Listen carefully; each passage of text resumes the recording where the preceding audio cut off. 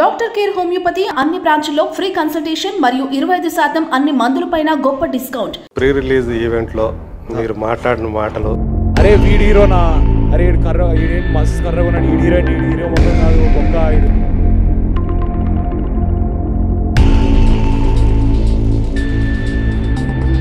నాది, నేను ఇలానే ఉంటాను. ఈవెన్ మీ చెల్లెల గురించి కూడా ఎలా ఉంది ఏంటి అని చెప్పేసి కామెంట్లు నాకు చాలా అందంగా కనిపిస్తుంది మా చెల్లి. కొంతమంది పని కట్టుకొని ప్రచారాలు చేయటం, అమ్మ గురించి నాన్న గురించి, ఇవన్నీ కూడా అలా జరుగుతున్నప్పుడు పిల్లలుగా మీకు దాన్ని ఎదుర్కోవడం అనేది ఎలా అనిపిస్తుంది? రాసే వాళ్ళకి ఎలా తెలుస్తుందని నాకు ఇప్పటికీ ఈ రోజుకి అర్థం కావట్లేదు. కామ్గా అయితే ఉంటుంది. Welcome to keep TV. నేను యజ్ఞమూర్తి. రేపు మన ముందు బబుల్ గన్ అనే ఒక సినిమా రాబోతుంది. ఆ సినిమాతోటి సుమ, రాజీవ్ కనకాల కుమారుడు రోషన్ హీరోగా పరిచయం కాబోతున్నాడు. సో గత కొద్ది రోజులుగా ఆ సినిమాకి సంబంధించిన ప్రమోషన్స్ ఎలా జరుగుతూ వస్తున్నాయో మనం చూసాము. రోషన్ ట్రైలర్లో కనిపించిన విధానం, అతని ఆ 3 నిమిషాల ట్రైలర్లోనే అతని పర్ఫార్మెన్స్ ఎలా ఉందో, సో ఎలాంటి అగ్రెసివ్ క్యారెక్టర్ చేశాడో మనం చూసాం. సో ఆ సినిమా అనుభవంతో పాటు తనలోని నటుడిని, సో అతను ఎలా చూడాలనుకుంటున్నాడు ఏంటి అనే విషయాల్ని అతని ద్వారానే తెలుసుకుందాం. హాయ్ రోషన్. నమస్కారం సార్. నమస్తే. బాగున్నాను. చాలా హ్యాపీ. ఎందుకంటే రాజు నాకు 22-23 సంవత్సరాల నుంచి పరిచయం, ఆ తర్వాత స్నేహంగా మారింది. రాజు కొడుకు హీరోగా వస్తున్నాడంటే సంతోషపడే వాళ్ళల్లో నేను కూడా ముందుంటాను. Thank you sir. సో అలాగే తను ఖచ్చితంగా సక్సెస్ కావాలని మనస్ఫూర్తిగా కోరుకుంటాను. Thank you so much sir. So bubble gum sir, so అందరికీ తెలిసినటువంటి ఒక వస్తువు, ఒక పదం అది. అవును సార్. సో అందరం కూడా చిన్నతనంలో బబుల్ గమ్ అంటే చాలా ఇష్టంగా నములుతూ, అవును సార్, వాటితోటి ఆ బబుల్స్ చేస్తూ చాలా హ్యాపీగా చేసేటువంటి ఒక వస్తువు అది. సో అలాంటి ఒక టైటిల్ పెట్టుకొని ఈరోజు మా ముందుకు రాబోతున్నారు మీరు. అవును సార్. సో బబుల్ గమ్ తోటి ఎలా, అంటే మీ ప్రయాణం అనేది స్టార్ట్ చేయడానికి ఈ బబుల్ గమ్ ఆ ప్రయాణాన్ని ఎలా ముందుకు తీసుకెళ్తుందని మీరు అనుకుంటున్నారు? ప్రయాణాన్ని ముందుకు ఎలా తీసుకెళ్తానంటే సార్, ఇప్పుడు ఈ ప్రమోషన్లు కానీ, అంటే నాకు ఎవరో చెప్పారు, ఒక మంచి సినిమా చేసి దాన్ని కరెక్ట్గా ప్రమోట్ చేయకపోతే దానికి న్యాయం చేసినట్టు కాదు అని. ఎందుకంటే అది జనాల వరకు వెళ్ళాలి. ఇలాంటి ఒక సినిమా వస్తుంది ఎలా అంటే, ఇప్పుడు పెద్ద పెద్ద స్టార్లు అంటే వాళ్ళు ఏం చేయకపోయినా థియేటర్ వరకు వచ్చేస్తారు. వాళ్ళ సినిమా వస్తుంది అని ఒక పదం, అంటే ఎవరైనా ఊరికి అన్నా కూడా వస్తారు. నేను కొత్తగా వచ్చాను, కావాల్సినంత ప్రచారం వాళ్ళకి ఆటోమేటిక్ అయిపోతుంది. నేను కొత్తగా వస్తున్నాను కాబట్టి జనాలకి తెలిసి ఇలా ఒక సినిమా వస్తుంది, ఈ సినిమా చూడడానికి వెళ్ళాలి అని అనిపించాలంటే విపరీతమైన ప్రమోషన్లు చేయాలి. అండ్ నేను కూడా అంటే ఇంకా కంప్లీట్గా ఫిక్స్ అయిపోయాను. అంటే చాలా మంచి సినిమా తీసాను సార్, అదైతే ఆ క్లారిటీ అయితే ఉంది. దాన్ని జనాల వరకు ఎలా తీసుకెళ్లాలనేదే ఇంకా ఈ ఆల్మోస్ట్ ఒక 1 month నుంచి నాన్ స్టాప్గా నడుస్తూనే ఉంది. చాలా కష్టపడుతున్నావు. అవును సార్. సో అది నాన్ స్టాప్గా చేస్తూనే ఉన్నాం. ఇంకా ప్రయత్నాలు జరుగుతూనే ఉన్నాయి. అందరూ థియేటర్కి వస్తారని కోరుకుంటున్నాం. వచ్చి ఎంజాయ్ డెఫినెట్గా చేస్తారు, ఆ నమ్మకం అయితే ఉంది నాకు. అదే. సో అంటే మీ ప్రయాణానికి ఇది మంచి లాంచింగ్ అవుతుందని చెప్పేసి మీరు అవును సార్ ఆశిస్తున్నారు. Definitely sir. అంటే ఆ రోజు ప్రీ రిలీజ్ ఈవెంట్లో మీరు మాట్లాడిన మాటలు, అరే వీడి హీరోనా, అరే ఈడేం మస్తు కర్రగా ఉన్నాడు, ఈ హీరో ముఖం కాదు బొక్క, ఈడు వేస్ట్ హీరో మెటీరియల్ కాదు, నేను ఇలానే పుట్టా, ఇలానే ఉంటా.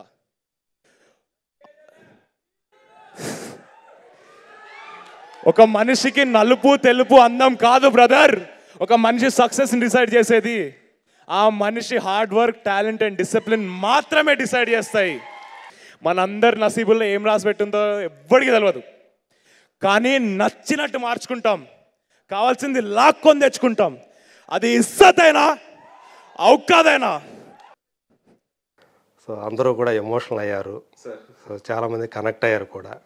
ఎందుకంటే మన మనిషి యొక్క రంగు చూసి లేదా లుక్స్ చూసి ఇవాళ ఒక అంచనాకు వచ్చేసే జడ్జి చేసేటువంటి సొసైటీలో ఉన్నాం మనం. సో ఆ ట్రోల్స్, దానికి సంబంధించిన ట్రోల్స్ ఇవన్నీ కూడా.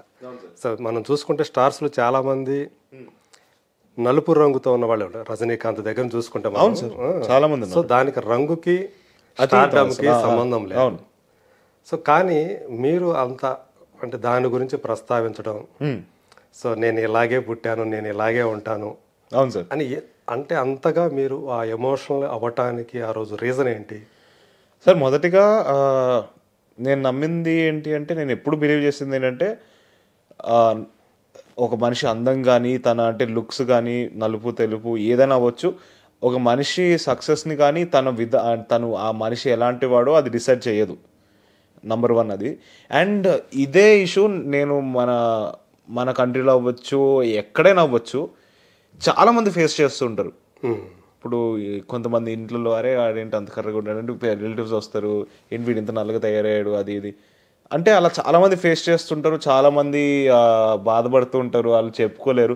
సో నాకు ఏమనిపించింది అంటే, ఈ ఇష్యూ నా ఒక్కడిదే కాదు, ఇది చాలామంది ఫేస్ చేస్తున్న ఇష్యూ. సో నాకు ఒక ప్లాట్ఫామ్ వచ్చింది ఆ పీరియడ్ స్టేజ్ పైన. సిద్ధు జొన్నలగడ్డ గారు, విశ్వక్సేన్ గారు, అడివిశేష్ గారు, ఇంకా చాలామంది పెద్దలు ఉన్నారు. అండ్ అది చూస్తారని నేను అంటే ఆ ప్రోగ్రామ్ని కానీ ఆ వీడియోని కానీ నేను మాట్లాడితే చాలామంది చూస్తారని నమ్మాను. సో దాని గురించి నేను మాట్లాడదలుచుకుంది దాని గురించి, అంటే అది ఆ వర్డ్ అనేది స్ప్రెడ్ అవుతుందని. అదే అంటే మీ మీద కూడా అలాంటి ట్రోల్స్ బాగా వచ్చాయని?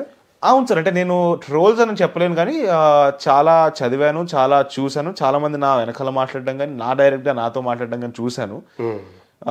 సో నాకు అందుకే అంటే నా ఒక్కడికి మాత్రమే అంకితం కాదు అది, చూసే చాలా మందికి కూడా అంకితం. ఇప్పుడు రేపు పొద్దున్న ఇంకెవరినైనా కూడా అంటే ఇప్పుడు వాళ్ళ ఇంట్లో కానీ లేకపోతే ఎవరినైనా అంటే అరే వీడేంటి ఇంత కర్రగా ఉన్నాడు ఆ మాట రాకుండా ఉండాలి అంటే నా వంతు నేను ఎంత చేయగలుగుతానో చేద్దామని ఆ కోరికతో మాట్లాడాను.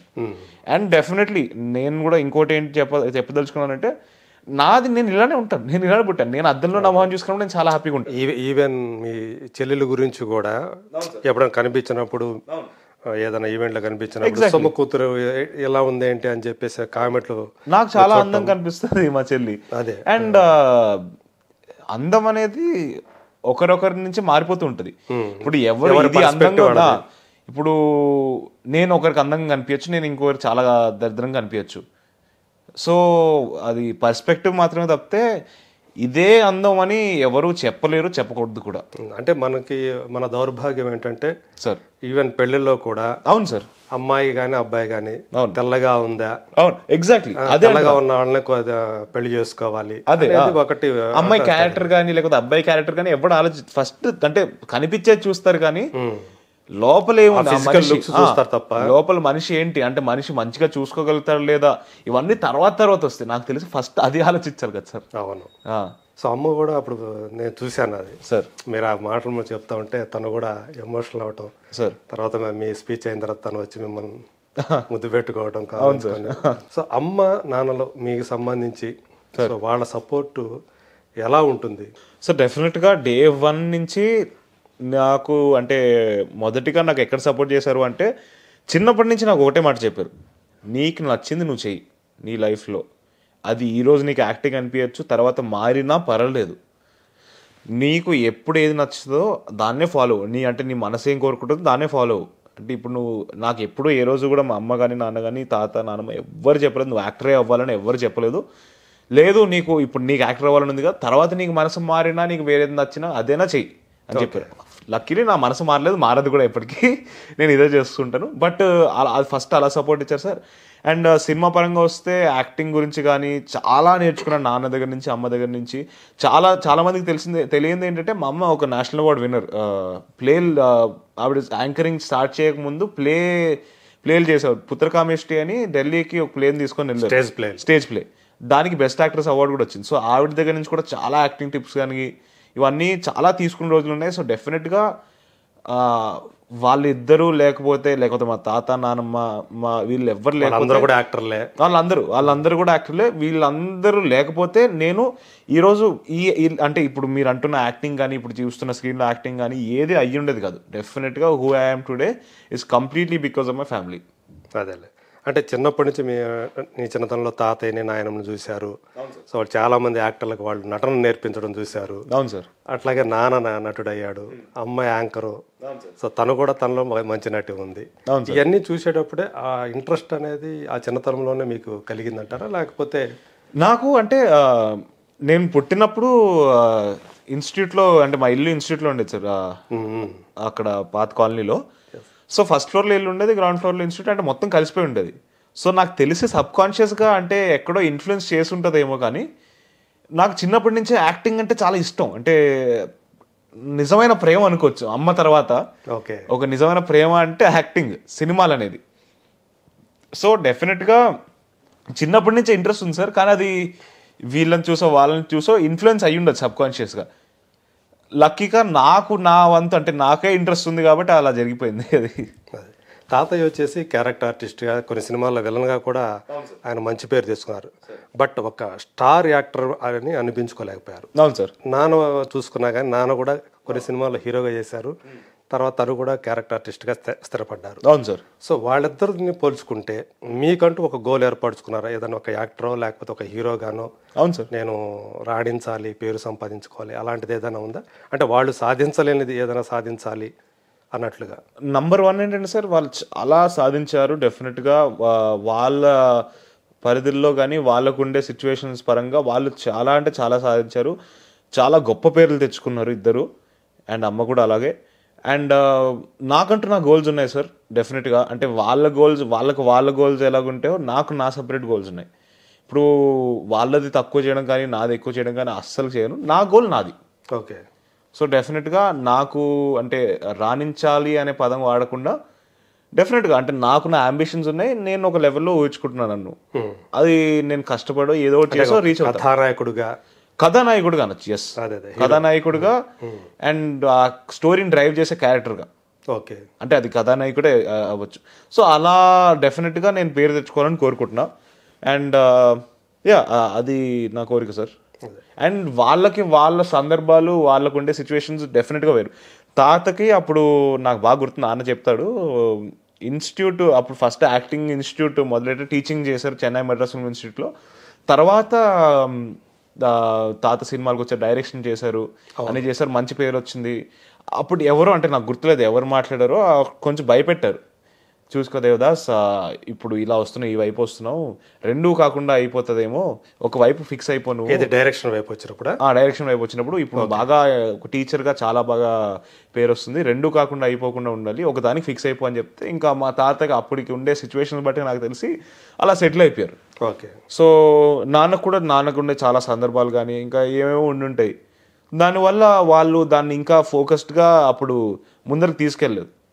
అండ్ నేను డెఫినెట్గా చచ్చో చెడో ఏదో ఒకటి చేసి ఇక్కడే ఉంటాను, నా పేరు నేను సంపాదించుకుంటా.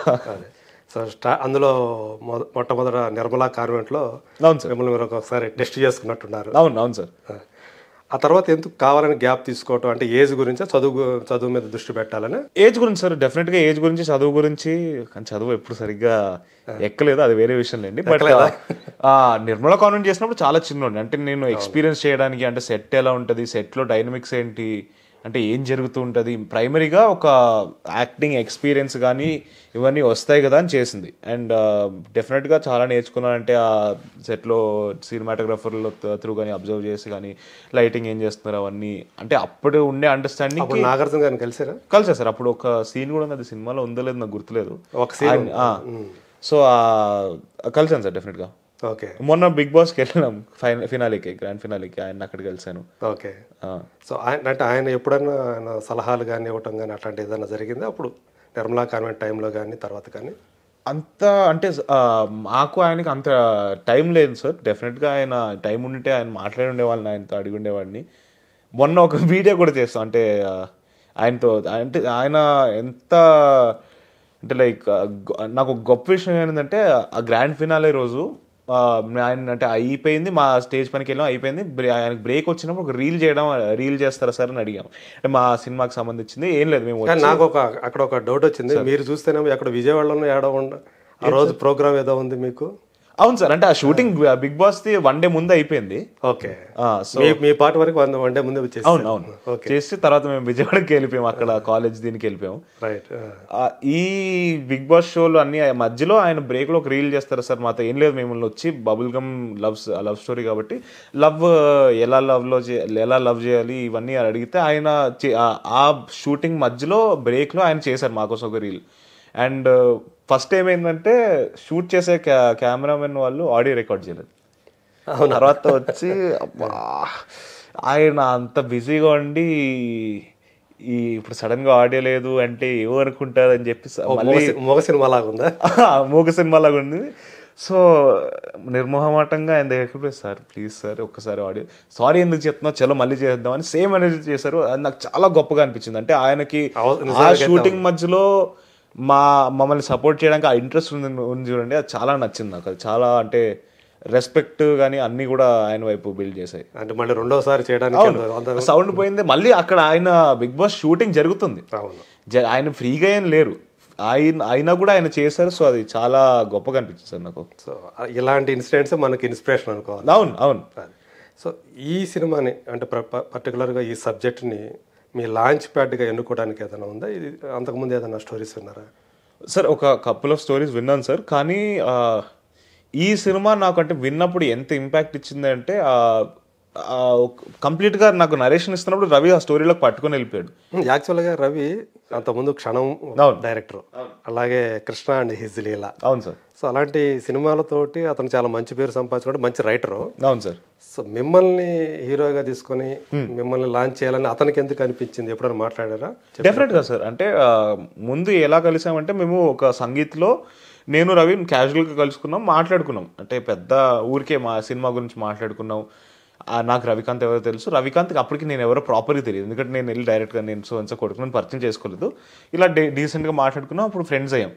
తర్వాత ఒక సంవత్సరం తర్వాత అంటే నేను ఒక 2-3 కథలు అవుతున్నాయి అనుకొని అవ్వట్లేదు.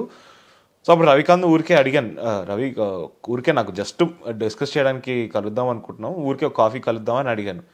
ఆ రోజు రవికి ఏం తట్టిందో అంటే మేబీ నన్ను చూసి తన దగ్గర ఉండే స్టోరీ క్యారెక్టర్ లాగా నేను కనిపించానేమో తనకి. సో ఆ రోజు చెప్పాడు, అంటే మాట్లాడుకుని ఒక 10-15 నిమిషాల తర్వాత రవి అన్నాడు, నా దగ్గర ఒక స్టోరీ ఉంది వింటావా అంటే, భయ్యా నువ్వు చెప్తావు అంటే నేను ఎందుకు వినను, ప్లీజ్ నాకు చెప్పు అని చెప్పి విన్న తర్వాత నాకు చాలా అంటే చాలా నచ్చేసింది. రవికి కూడా సంభవ్ నేను ఆ క్యారెక్టర్లో కనిపించాను. ఓకే. అంటే నేను ఆ క్యారెక్టర్గా కనిపించడం వల్ల రవికి నచ్చింది. అండ్ తర్వాత రవి కూడా చాలా ప్రాక్టికల్ మనిషి, జస్ట్ కనిపించాను కానీ వదిలేదు. ఒక ఆడిషన్ కూడా అడిగేశాడు.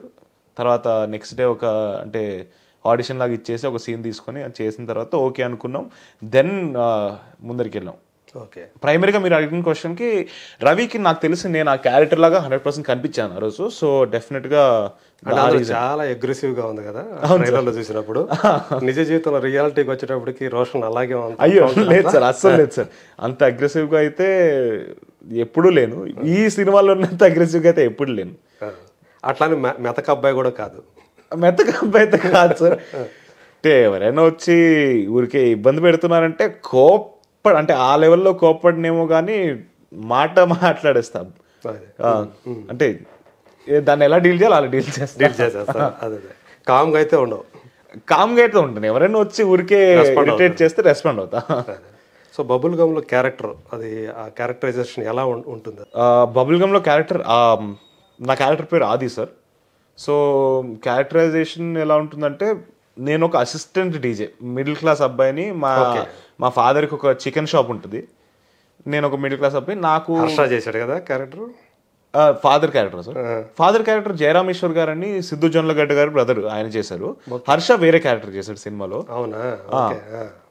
సో మా ఫాదర్కి ఒక చికెన్ షాప్ ఉంటుంది. నాకు ఎలాగో అంటే ఆ ఇంటర్నెట్ క్యాఫేలు ఇవన్నీ ఉండేవి కదా, అంటే ఇది నేను రాసుకున్న స్టోరీ. ఈ సినిమాకి మొదలవక ముందు ఎందుకు వీడు డీజే అవుదాం అనుకున్నాడు అంటే, ఇంటర్నెట్ క్యాఫేలో ఏదో రోజు గేమ్ ఆడడానికి వెళ్తున్నప్పుడు పక్కన కౌంటర్లో ఒక అన్న డీజే కాన్సర్ట్ వీడియో చూస్తున్నాడు, అది భలే ఉంది ఇది ఏదో ఉందని. అలా వాడికి మొదలవుతున్నాం అది డీజే అవుదామని. సో అలాగా వాడు ఎలా చేయాలో అర్థం కాక ఇక్కడ ఏదో క్లబ్లో వీటిలో డీజేలు ఉంటారు కదా, వాళ్ళ దగ్గర జాయిన్ అవుతాడు. ఒక డీజే దగ్గర అసిస్టెంట్గా పనిచేస్తుంటాడు. వాడేమో వీడిని కొంచెం ఇబ్బందులు పెట్టి అన్నీ చేసి ఫైనల్గా కొన్ని సినారీస్ జరుగుతుంది. అది సినిమా చూస్తే తెలుస్తుంది. సో ఓవరాల్గా స్టార్టింగ్ అంతా కూడా కొంచెం మెత్తగా మరీ అంటే ఈ వరల్డ్కి వచ్చేసరికి, ఎందుకంటే ఒక మిడిల్ క్లాస్ అబ్బాయికి ఇటువైపు వచ్చేసరికి కొంచెం అంటే అరే వాళ్ళు పెద్దోళ్ళు రా అన్నట్టు ఒక ఫీలింగ్ ఉంటుంది. సో అలా ఇలా చేతులు కట్టేసుకొని అన్న ఓకే అన్న అన్నట్టు ఉంటాడు, కొంచెం ఒబీడియంట్గా ఉంటాడు ఫస్ట్ లో. తర్వాత సినిమాలో ఉంటుంది. ఓకే. అంటే ఆ లవ్ లో అతను ఎదుర్కొన్నటువంటి తర్వాత ఒక అమ్మాయి వచ్చి కలుస్తుంది ఈ సందర్భాల్లో. తను ఒక హై ఎండ్ సొసైటీ నుంచి వచ్చిన అమ్మాయి.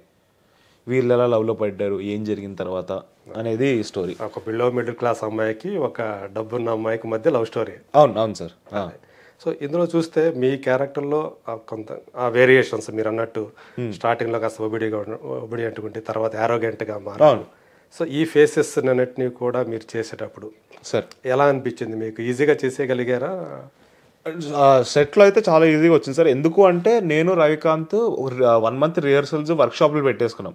అంటే ప్రతి సీన్ని తీసేసుకొని ఈ సీన్ ఇలా చేద్దాం అలా చేద్దాం అని రవి నాకు డిస్కస్ చేశాడు. అండ్ అన్ని ఇద్దరు డిస్కస్ చేసుకొని సెట్ పైనకి వెళ్ళాం కాబట్టి ఈజీగా అయిపోయింది సెట్లో. ఓకే. అండ్ ఎలా అనిపించింది అంటే సార్ నాకు ఒక థ్రిల్ ఇస్తుంది సార్. అంటే ఇప్పుడు నేను ఎలాంటి వ్యక్తిని అంటే ఇప్పుడు ఏడ్చే సీన్ ఉందనుకోండి, అది ఒకవేళ అది కరెక్ట్గా చేయగలిగాను డైరెక్టర్కి నచ్చింది అంటే ఆ మూమెంట్లో అదొక క్రేజీ థ్రిల్ ఇస్తుంది. సో అలా నేను ప్రతి సీన్ని ఈ సినిమాలో ప్రతి సీన్ని ఎంజాయ్ చేశాను చేసేటప్పుడు. ఓకే. సో డెఫినెట్గా మొత్తం సినిమా అంతా కూడా చేసేటప్పుడు ఒక క్రేజీ థ్రిల్ ఎనర్జీతో చేశాను. అంటే ఇందులో ఒక లవర్ బాయ్ ఉంటాడు మీ క్యారెక్టర్లో, అట్లా ఒక ferocious angry young man. Definitely sir. అది కూడా ఉంది, ఆ కోణం కూడా ఉంది సార్. సో ఇలాంటి చేసేటప్పుడు నిజంగానే ఒక ఫుల్ మీల్స్ చేసామన్న ఫీలింగ్ ఏమైనా ఇచ్చిందా ఇది? అవును సార్. అంటే రవి రాసుకున్న స్క్రిప్ట్ అయితే ఓవరాల్గా చాలా ఎమోషన్స్ ఉన్నాయి, ఆల్మోస్ట్ అన్ని ఎమోషన్స్ ఉన్నాయి. అండ్ అది దాంట్లో మదర్ ఎమోషన్ కూడా ఉంది. అంటే కొన్ని సీన్స్ మదర్తో ఉన్నాయి. రవి రైటింగ్లో నాకు బ్రిలియంట్గా అనిపించింది ఏంటంటే ప్రతి ఒక్క క్యారెక్టర్కి వాళ్ళ మూమెంట్ ఉంది. అంటే ఏదో వాళ్ళు క్యారెక్టర్ ఆర్టిస్ట్ లాగా వచ్చి ఏదో ఒక చిన్న డైలాగ్ చెప్పేసి వెళ్ళిపోకుండా వాళ్ళకి వాళ్ళ స్పేస్ ఉంది. అంటే వాళ్ళు వాళ్ళ డైలాగ్ చెప్తున్నప్పుడు ఇంకెవ్వరు కనిపించరు. ఆ స్పేస్ అందరి క్యారెక్టర్స్కి ఇచ్చాడు. అండ్ ప్రతి క్యారెక్టర్ ఇప్పుడు ఒక మా ఫాదర్ క్యారెక్టర్ చాలామంది రిలేట్ అవుతారు చూసినప్పుడు. కానీ ఆయనకి రాసిన డైలాగ్స్ కానీ అన్నీ మన లైఫ్లో ఇంకా అంటే జయరామ్ గారు మీరు? అవును, అదే కోట జయరామ్ గారు, జయరామ్ ఈశ్వర్ గారు అని సిద్ధు జొన్నలగడ్డ గారు బ్రదర్. ఓకే. అవునా? సొంత బ్రదర్, ఎల్డర్ బ్రదర్. అవునా? అవును. Okay okay. ఆయన యుఎస్ నుంచి రిటర్న్ వచ్చారు. ఆయన 15 ఏళ్ళలో 20 ఏళ్ళలో అక్కడ పని చేశారు. అక్కడ జాబ్ అంతా వదిలేసి యాక్టింగ్ అని చెప్పి ఇక్కడికి వచ్చారు. ఓకే. అవును. ఇదివరకు చేశారా వేరే సినిమా ఏమన్నా? ఇంకోటి ఏదో చేసినట్టు సార్, అది రిలీజ్ అవ్వాలి, ఇదే ఫస్ట్ అవుతుంది. ఓహో, ఆయన కూడా ఆల్మోస్ట్ ఇదే డెబ్యూ మీ నాన్నగా చేశారు. అవును సార్. ఓకే. సో ఈ సినిమా అంటే మీరు ఒప్పుకునేటప్పుడు ఎవరికైనా కథ వినిపించడం, అమ్మకి కానీ నాన్నకి కానీ ఏమన్నా చెప్పారా? అమ్మ ఏమన్నా? సో ఓవరాల్గా మొత్తం ఫైనల్ డ్రాఫ్ట్ అయిపోయిన తర్వాత అమ్మ నాన్నకి వినిపించాను సార్. ఓకే. వాళ్ళ ఇద్దరికి కూడా చాలా నచ్చింది. అండ్ ఓకే గో హెడ్ అన్నట్టు ఒక గ్రీన్ సిగ్నల్ కూడా ఇచ్చేసారు. ఓకే. సో సినిమా చూసారా వాళ్ళు? చూసారు సార్ మొన్న. ఇంకా అంటే ఫైనల్గా కొన్ని డీటెయిల్స్ మిక్స్లు ఇవన్నీ అవ్వాల్సినవి ఉన్నాయి, కానీ ఓవరాల్గా మ్యూజిక్తో ఇవన్నీ చూశారు. చాలా నచ్చింది. నాన్న జనరల్గా ఒప్పుకోడు, మరి కొన్ని సీన్లు చూసి చాలా బాగా చేసావురా అన్నాడు. నాకు అది చాలా అంటే అమ్మ బాబాయ్ మా నాన్నకు నచ్చిందంటే ఓకే చేసుకుంటానేమో అనిపించింది నాకు. ఓకే. సెట్స్లో ఎప్పుడైనా సరే కో ఆర్టిస్టులు కానీ ఎవరైనా కానీ సార్ వాళ్ళ దగ్గర నుంచి ఏమన్నా కాంప్లిమెంట్స్ లాంటివి ఏమైనా అందుకున్నారు ఎప్పుడైనా? ఆ జ్ఞాపకాలు ఏమైనా ఉన్నాయా ఈ సినిమా సంబంధించి? ఒక సీన్ గుర్తుంది సార్. ఏది అంటే ఇప్పుడు మనకి ట్రైలర్లో లాస్ట్లో ఓ రోజు వస్తుంది వద్దనుకుని కనపడతా చెవులు మూసుకుని వినపడతా అని ఒక డైలాగ్ ఉంది. ఆ సీన్ ఒక మోనోలాగ్ ఉంటుంది నాది. అంటే ఆల్మోస్ట్ ఒక పేజ్ మోనోలాగ్ డైలాగ్ ఉంది. ఆ సీన్ చేస్తున్నప్పుడు నా ఫ్రెండ్ క్యారెక్టర్ కిరణ్ మచ్చా ఇంకా తర్వాత అనన్య అని వీళ్ళిద్దరు ఉంటారు. నేను మాట్లాడుతుంటాను అనమాట, డైలాగ్ చెప్తూ ఉంటాను.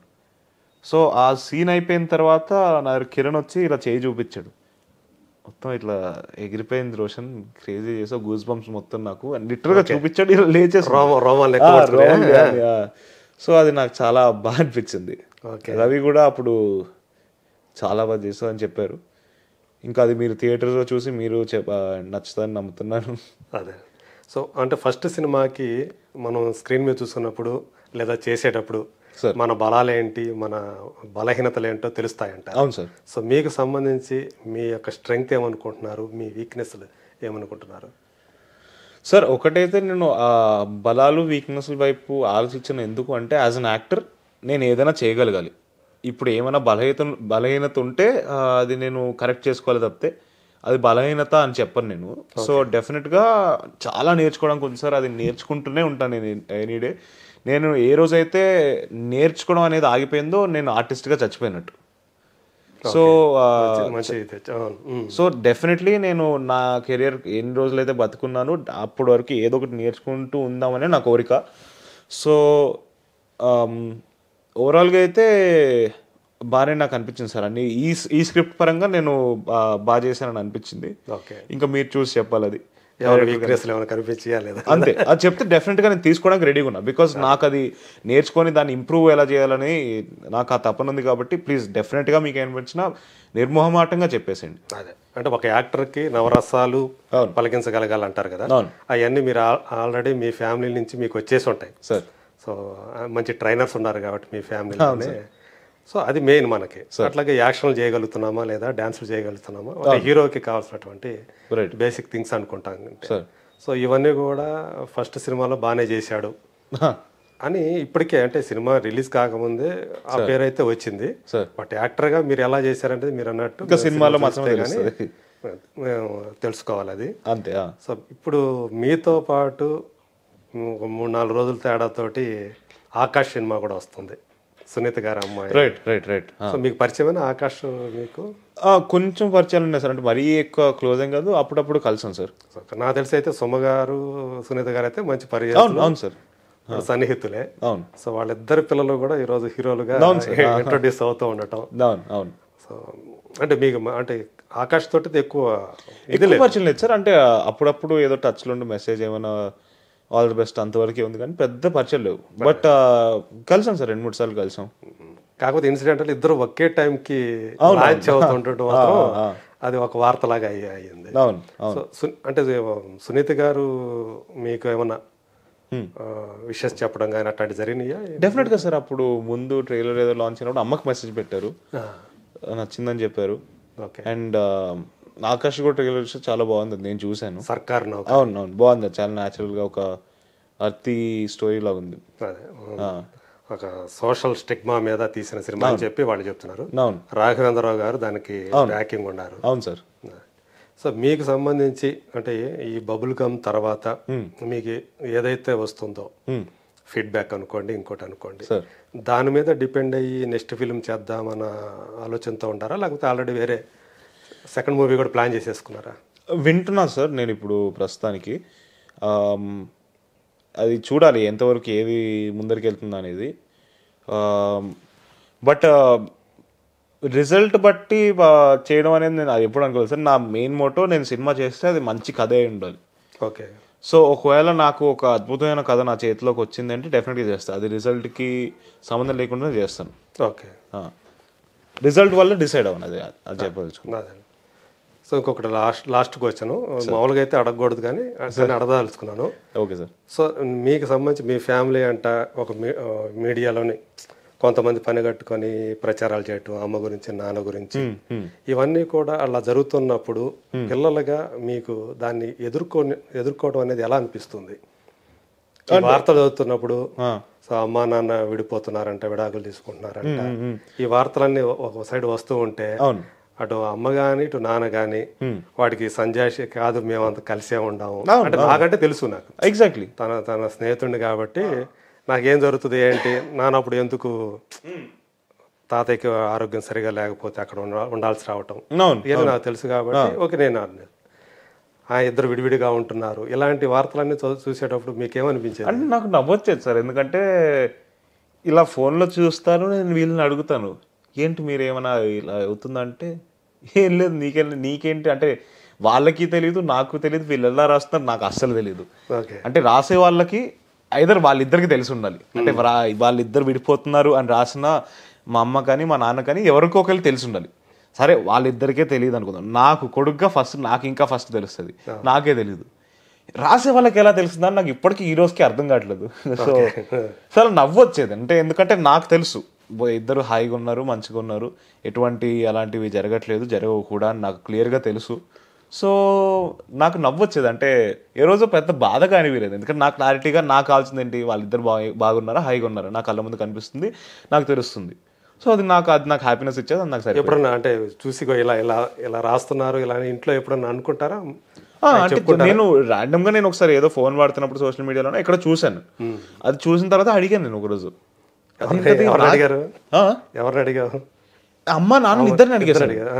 అంటే ఏంటి అంటే నాకు తెలియకుండా మీరు ఏంటి ఏం జరుగుతుందని అడిగితే వాళ్ళు నవ్వారు, మాకే తెలియదు, అంటే వీళ్ళకి ఎలా తెలుసో వాళ్ళు అంటున్నారు. ఓకే. సో అది చాలా ఫన్నీగా అనిపించింది నాకు. అదే నవ్వుకోండి.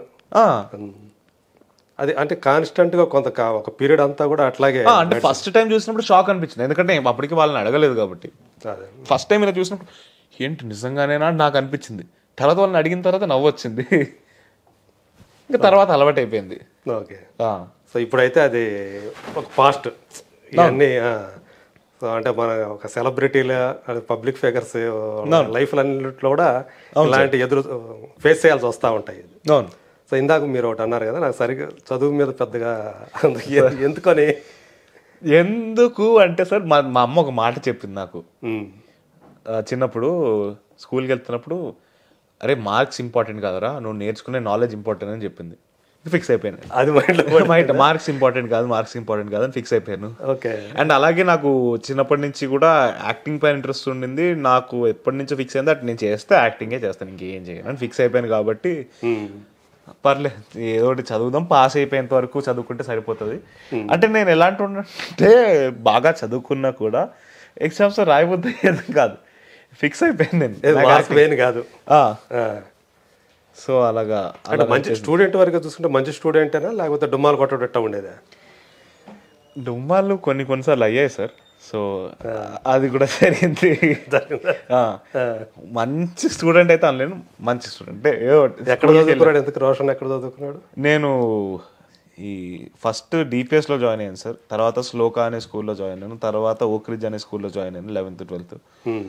దాని తర్వాత కళింగ యూనివర్సిటీ అని డిస్టెన్స్ ఎడ్యుకేషన్ చేశాను, కరెస్పాండెన్స్. ఓకే. అది అప్పుడు కోవిడ్ టైమ్స్ కూడా ఉన్నాయి. సో డిస్టెన్స్ ఎడ్యుకేషన్ ఆన్లైన్ దాంట్లో జరిగింది. ఓకే. అలాగా కంప్లీట్ డిగ్రీ వరకు ఎలాగోలా కొట్టుకుంటూ వచ్చి కంప్లీట్ చేస్తాను. సో మొత్తానికి డిగ్రీ హోల్డర్ అయితే. సో ఇప్పుడైతే ఫుల్ ఫోకస్ యాక్టింగ్. అంతే సార్. ఓకే. సో మీకు ఒక యాక్టర్గా కానివ్వండి, ఒక పర్సనాలిటీ పరంగా కానివ్వండి, రోల్ మోడల్ అంటే ఎవరని అనుకోవచ్చు? సార్ చాలామంది ఉన్నారు సార్, బట్ ప్రైమరీగా నాకు ఇన్స్పిరేషన్ ఇచ్చేది మా అమ్మ మా నాన్న. అంటే వాళ్ళు పడిన కష్టాలు నేను కళ్ళారా చూశాను. అంటే నాకు క్లోజెస్ట్ ప్రాక్సిమిటీలో వాళ్ళ జర్నీని చూశాను నేను. సో నాకు మా అమ్మ నాన్న, మా తాత, మా నాన్నమ్మ, వీళ్ళందరి జర్నీలు నేను నాకన్నా దగ్గరికి ఇంకెవరు చూసి ఉండకపోవచ్చు. సో ఈ నలుగురు కన్నా నాకు ఇంకెవరు దీనికి మించి ఇన్స్పిరేషన్ ఎవరు లేరు. డెఫినెట్గా చాలామంది ఉన్నారు, బట్ ఈ నలుగురే సార్ నాకు మేజర్ ఇన్స్పిరేషన్. మీ ఇంట్లో వాళ్ళే? అవును సార్, మీ వాళ్ళే. అవును. అదే. సో వాళ్ళ ప్రోత్సాహము సార్, ఆ సపోర్ట్ తోటే మీరు ముందుకు వెళ్ళాలని. అవును సార్. ఇంకా కావాల్సింది ఏముంది, ఇంకా అమ్మ నాన్నలు ఇద్దరు కూడా అదే ఫీల్డ్లో ఉండటము. అవును సార్. సో అర్థం చేసుకునే వాళ్ళు ఉంటారు. అవును అవును. సో అట్లా మీ కెరీర్ని బిల్డ్ చేసుకోవాలని చెప్పేసి ప్లాన్ చేసుకుంటున్నారు. అంతే సార్. ప్లానింగ్ అయితే ఉంది కదా? ఉంది సార్. కెరీర్ ప్లానింగ్ అయితే ఉంది కదా? ఉంది. సో ఒకవేళ హీరోగా ఎవరికైనా హీరో కావటం, తర్వాత స్టార్ హీరో కావటం అనేది, సో ఈ ప్రాసెస్లో మీ నుంచి కూడా ఏమైనా ఒక ప్రొడక్షన్ హౌస్ ఏమైనా వచ్చే అవకాశం ఉందా? అట్లాంటిది ఏదన్నా ఎప్పుడన్నా? నాకు డెఫినెట్గా ఇంట్రెస్ట్ ఉంది సార్. అంత డబ్బులు సంపాదించిన తర్వాత ఆలోచన పెట్టుకుంటా, బట్ ఇప్పటివరకు అయితే అంత డబ్బులు నేను సంపాదించలేదు. బట్ నాకు ఇంట్రెస్ట్ ఉంది సార్, ఎందుకంటే నాకు ఒక ఆపర్చునిటీని క్రియేట్ చేయాలని ఉంది జనాలకు కానీ, వేరే బయట నుంచి వచ్చే వాళ్ళకి కానీ. చాలా మందికి ఇప్పుడు నాకు ఒక మనిషి ఒక మాట చెప్పాడు, privilege is the umbrella that you keep others you don't have the privilege for అని. సో ఆ అంబ్రెల్లాని అలా పట్టుకొని తీసుకెళ్ళాలని ఉంది. సో ఆ డబ్బులు సంపాదించిన తర్వాత డెఫినెట్గా నాకు కూడా ఒక ప్రొడక్షన్ హౌస్ పెట్టాలన్న కోరిక ఉంది. ఓకే. సో అది ఎప్పుడవుతుందో తెలియదు, కానీ ఆ ఐడియా అయితే ఉంది సార్. ఈ సినిమా సంబంధించి మీరు అందుకున్నటువంటి ఫస్ట్ చెక్ చెప్పచ్చా మాకు? చెక్ వచ్చింది అసలు? అది లేకపోతే ఇంకా ఆ కోరికలు ఇంకా అందుకోలేదు సార్. నాకు ఫస్ట్ సినిమా అయితే వచ్చింది. సో ఆ మాటలు మాట్లాడకూడదు అనుకుంటా, చంపేస్తాను సార్. ఇది వదిలేసారు. నిర్మలా కాన్వెంట్ అప్పుడు ఏమైనా ఇచ్చారా? ఇచ్చారు సార్, 10,000 ఇచ్చారు. 10,000 నాకు క్రికెట్ బ్యాట్ కొనుక్కోమని ఇచ్చారు. ఇంకా ఆ వయసుకి నాకు దానికన్నా ఎక్కువ సంతోషం ఏం లేదు. ఓకే. సో దానికన్నా అప్పుడు హ్యాపీగా అనిపించింది. అంతే కదా, ఫస్ట్ చెక్ తీసుకున్నాము. ఓకే అనిపించింది. Thank you Roshan. Thank you so much. Bubble gum అనే సినిమా ఖచ్చితంగా మీకు హీరోగా ఒక మంచి లాంచ్ ప్యాడ్ అవ్వాలని చెప్పి మనస్ఫూర్తిగా కోరుకుంటూ, so Raju and Suma Kanakala, so వీళ్ళ కుమారుడిగా సార్ ఖచ్చితంగా సక్సెస్ కావాలని, సో వాళ్ళ ఆశయాలు కూడా వాళ్ళ ప్రోత్సాహాన్ని అందిపుచ్చుకొని మీరు సార్ పెద్ద హీరోగా అలాగే మంచి యాక్టర్గా ఎదగాలని పేరు తెచ్చుకోవాలని మనస్ఫూర్తిగా కోరుకుంటాం. Thank you sir, thank you so much. Grand new year sale already ఉన్న తక్కువ తరుగులో ఇంకా 1% తక్కువ. డైమండ్ జ్యువెలరీ క్యారెట్ కు 5000 తక్కువ. ఈ ఆఫర్ జనవరి 1 వరకు మాత్రమే.